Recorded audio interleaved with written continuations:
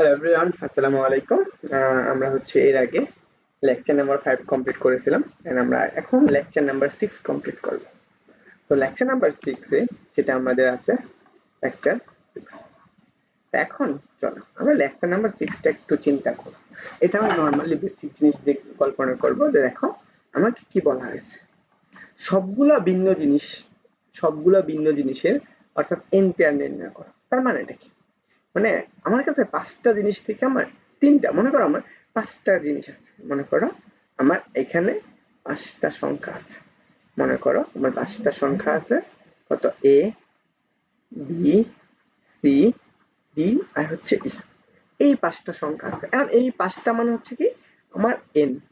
এখন এখান থেকে আমাকে বলা হয়েছে যে 3টা সংখ্যা দিয়ে এই সংখ্যাটাকে পূরণ করো বা কতভাবে সাজানো যায়। 1টা, 2টা, 3টা, 4টা, এই 3টা। এখন একটু চিন্তা করো তো, আমি যদি এখান থেকে যদি একটা সংখ্যা নিয়ে এসে পড়ি, এখান থেকে যদি জাস্ট আমি এটা নিয়ে আসি, তাহলে তাহলে আমি নিয়ে আসলে তাহলে আমি এখানে কতভাবে সাজাইতে পারতেছি? তাহলে 1 2 3 4।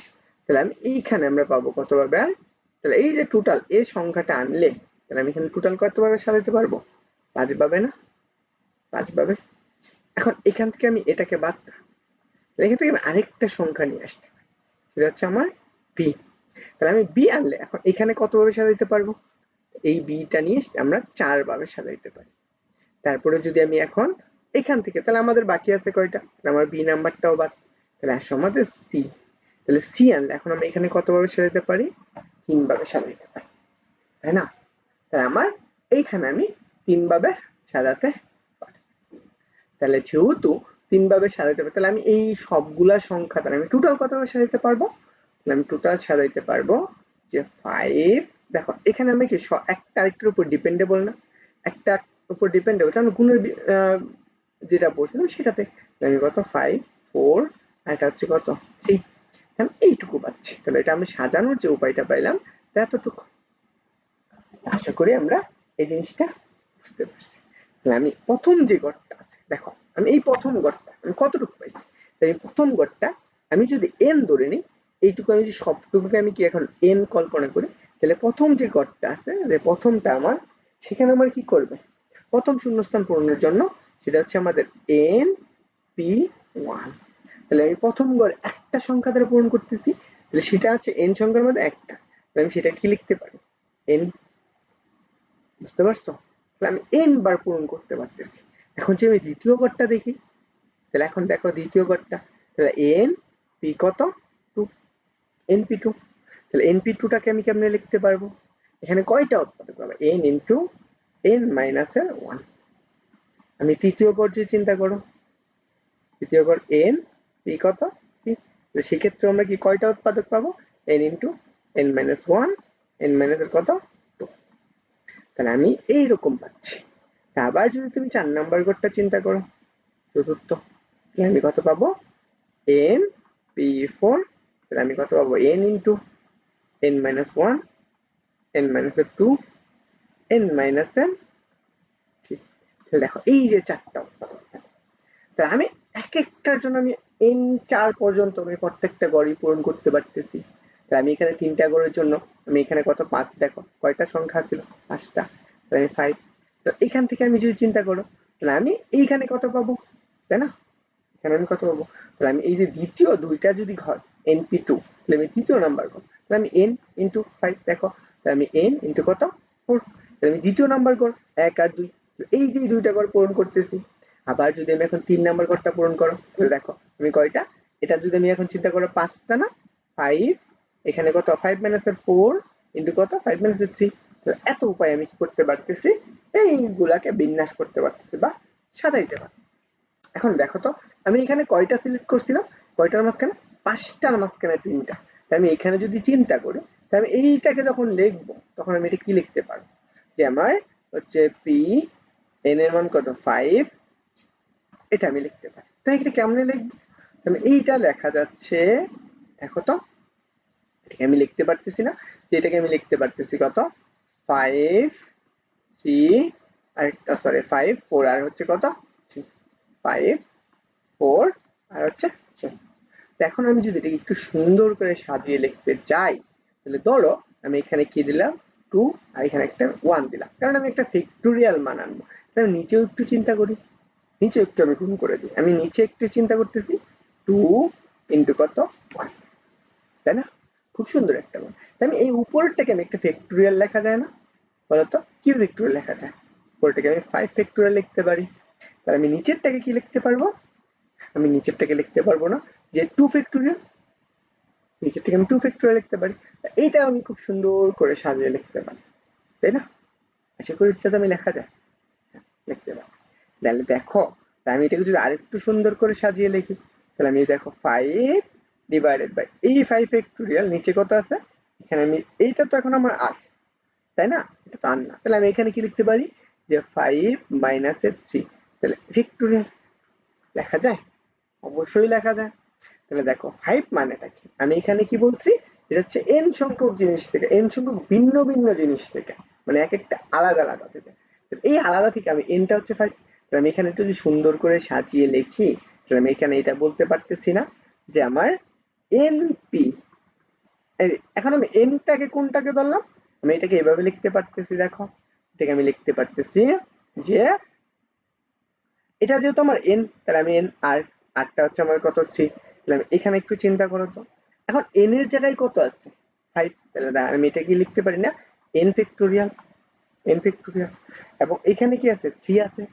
তাহলে দেখো এটা তো আমার n এর না, তাহলে আমি n মাইনাস 3 কোনটা আর, আর সংখ্যক ভিন্ন জিনিস, তাহলে আর এইখানে শেষে কি আছে ফ্যাক্টোরিয়াল, তাহলে আমি এই জিনিসটাও লিখতে পারি। তাহলে আমি দেখো n সংখ্যক ভিন্ন জিনিস থেকে r সংখ্যক ভিন্ন জিনিস নিয়ে কিভাবে আমরা একটা ঘরকে পূরণ করতে পারি বা সাজাতে পারি।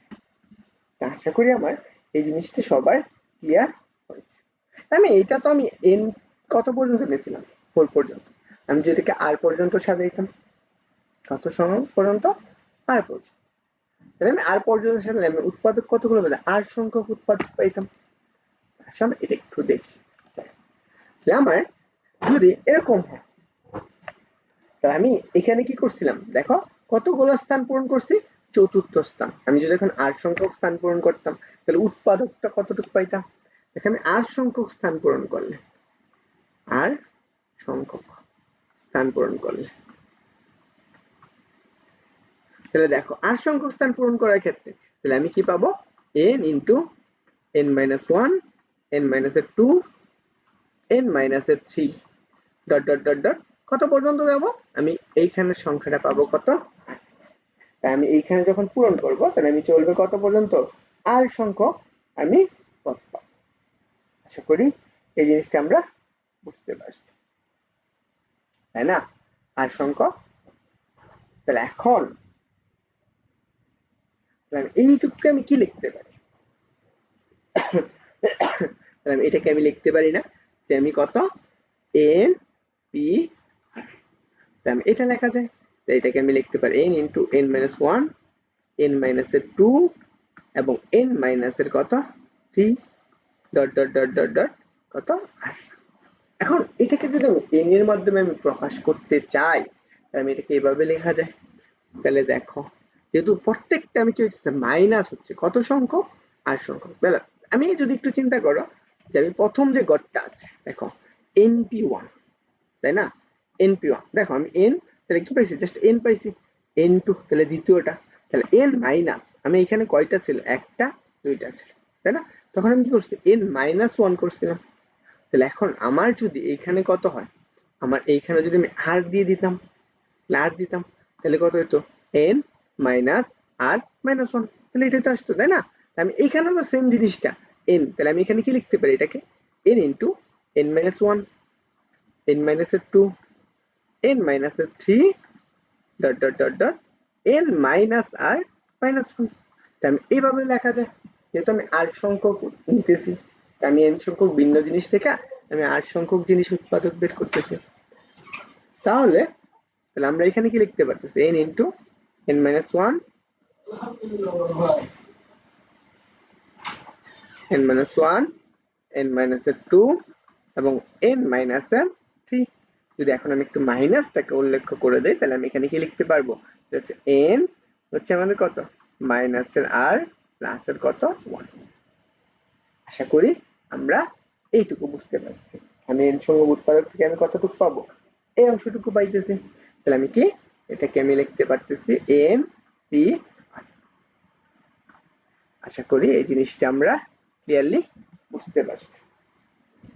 ওকে, তো চলো এখন আমি যদি এটাকে আমি এন ফ্যাক্টোরিয়াল বানাইতে চাই, তাহলে আমার এটাকে একটু সুন্দর করে এন ফ্যাক্টোরিয়াল বানাই। যেমন আমার দেখো, অতএব আমি কি লিখতে পারতেছি, দেখো আমি এটার জন্য একটা আলাদা একটা পেজ নিয়ে নিই, তাহলে আমি একটু আরেকটু ক্লিয়ার হব।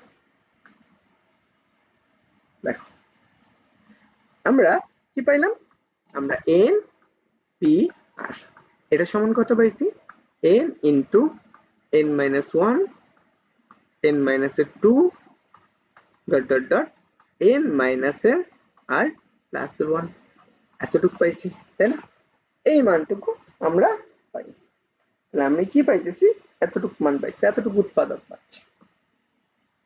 তাহলে এখন দেখো, তাহলে আমার এইটুকু যদি হয়, তাহলে আমি এখন কি করতে পারি, এটাকে আমি নিচে এবং উপরে যদি আমি ফ্যাক্টোরিয়ালটা আনি, এন আর আনি, তাহলে আমি কি লিখতে পারি, n into N minus one n minus two dot dot dot dot কত আমাদের এন মাইনাসের আর প্লাস ওয়ান, এবং উপরে নিচে যেহেতু আমার এন আছে, তাহলে আমি কি করতে পারি, এন মাইনাসের আর ফ্যাক্টোরিয়াল লিখতে পারি, করতে পারি আর ফ্যাক্টোরিয়াল। নিচেও কত, তাহলে আমি এখানে লিখতে পারি এন মাইনাসের আর ফ্যাক্টোরিয়াল। তাহলে এখন দেখো এটা আমি কত পর্যন্ত যাইতেছি, আমার এন সংখ্যক, আমার কি সর্বোচ্চ সংখ্যক পর্যন্ত যাবে। তাহলে আমি এটাকে আমি উপরের টুকু যাচ্ছে, এই পুরাটা আমি কি এন ফ্যাক্টোরিয়াল লেখা যায় না, তাহলে এটাকে আমি লিখতে পারবো এন ফ্যাক্টোরিয়াল, নিচে হচ্ছে কত এন মাইনাসের আর ফ্যাক্টোরিয়াল, আমি কি এন পি আর। আমরা এই জিনিসটা আমরা একটু আগে ম্যাথমেটিক্যালি দেখে আসলাম। আশা করি এই জিনিসটা থেকে আমরা এইখান থেকেও মনে রাখতে পারবো, অথবা আমরা এই সূত্র থেকেও মনে রাখতে পারবো। এটাকে আমি কি দেখো, স্বাভাবিক সংখ্যার একটা সংখ্যা থেকে আমি স্বাভাবিক সংখ্যা পর্যন্ত এর গুণগুলো নিচ্ছি। আশা করি সবাই বুঝতে পারছি। ওকে, এন্ড হচ্ছে আমরা পরবর্তীতে আরো কিছু এটার কিছু সূত্র ব্যবহার আছে, সেই সূত্রগুলো দেখবো। তো ওই পর্যন্ত সবাই ভালো থাকো, সুস্থ থাকো, এবং তোমাদের কাছে ক্লাসটা কেমন লাগছে অবশ্যই অবশ্যই কমেন্টে জানিও। সবার জন্য শুভকামনা রইলো। আসসালামু আলাইকুম।